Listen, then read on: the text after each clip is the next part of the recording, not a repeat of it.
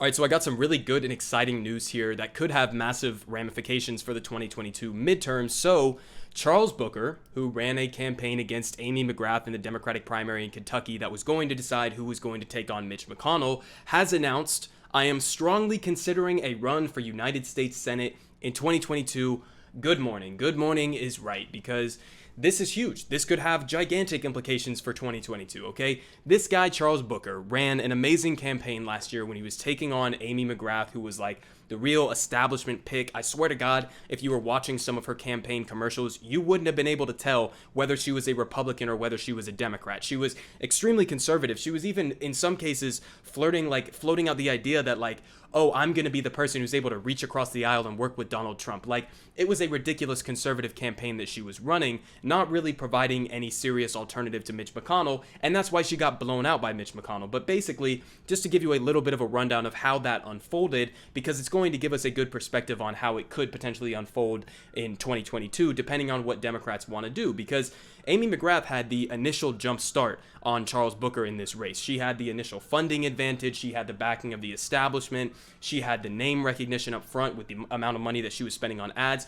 Charles Booker was really more so the insurgent candidate who was coming up later in the race. But even though it was later in the race, he was blowing Amy McGrath out of the water towards the end as far as favorability and who had a better chance against Mitch McConnell. So at that point, if you were the Democratic Party and you were looking at it objectively and you were saying who's going to have the best chance to take on the big bad wolf Mitch McConnell, then you would have said Charles Booker. I mean, it was definitive. I look at polling like this that we were seeing at the time.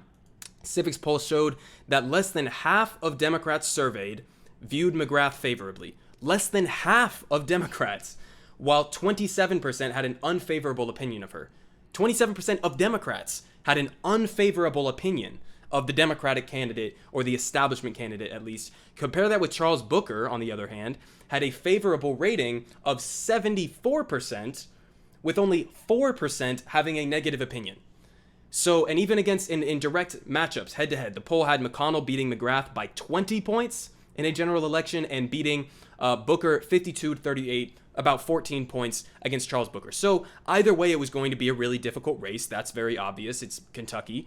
But either way, Booker was clearly, definitively, unquestionably the stronger candidate to go up against Mitch McConnell. Why was he the stronger candidate? It's not just about the polling and the favorability numbers. Why did he have better favorability numbers? Because Amy McGrath was running a boring, centrist, conservative campaign, while Charles Booker was actually coming in with good progressive policy proposals. He was proposing things like the Green New Deal and Medicare for All and running on things that people support, free college, student debt cancellation, etc. He was running similar to the Bernie Sanders style playbook.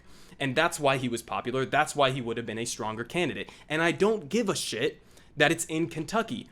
There's this weird mindset that Democrats like to have where they're like, oh, it's a more conservative leaning state, therefore we should run more conservative leaning politicians. That's not always the case. In many cases, especially with a state like Kentucky, who has a Democratic governor, mind you, in many cases with these conservative states, it's not the case that their voters are more conservative. It's in many cases the case that a lot of their voters are having their votes suppressed or are not participating in the process at all because they haven't been given a candidate who actually feels, or who they feel like is actually representing their interests. So that's where a Charles Booker type figure comes in a state like Kentucky, and he's able to pull people into the political process who might not have been involved in it before and appeal to a lot of people who do favor these overwhelmingly popular policy positions. That's how you would approach winning in a state like Kentucky. You wouldn't do it by trying to pull conservatives from Mitch McConnell. I mean, this is ridiculous. This is a stupid strategy that they used. And of course it was a stupid strategy that they used. So here are the results. So in the Kentucky Democratic Senate primary, even with the establishment backing and the massive money advantage that Amy McGrath had, Charles Booker seriously put up a fight. I mean, he almost won. It was very close here. Only like 16,000 votes difference, less than 3 percentage points difference. So it was very close, okay? He almost won. Again, he was kind of coming up later in the race, so he put up a really good fight. And then after this happened, after the Democratic primary race, Amy McGrath was pulling in money like you wouldn't even believe it. McGrath raised $90 million, spent $75 million, and reported $15 million in cash on hand in October 14th campaign finance filings show, while McConnell raised $51 million, spent $43 million, and reported $12 million on cash in hand. So, outraising Mitch McConnell. They were dumping money into Amy McGrath's campaign, and she still couldn't win because of her pathetic message. So that's why you would have wanted somebody like Charles Booker, who could have actually ran on good policy initiatives. But you didn't, and she spent all of this money for what? Well, here are the results. 58% to 38%. She got absolutely clobbered by Mitch McConnell. It was not even close. It was not even close. And so this is the lesson. Not that Democrats are ever going to learn their lessons from these elections, but the lesson that you would learn from this is, yes, even if you're going up in a conservative state, you should propose or put forward candidates that are running on popular policies. Why? Because these popular policies are popular across the board. They're popular even in conservative states. So you can't miss up an opportunity like this to put forward somebody who actually stands a better chance than a conservative or corporate Democrat would.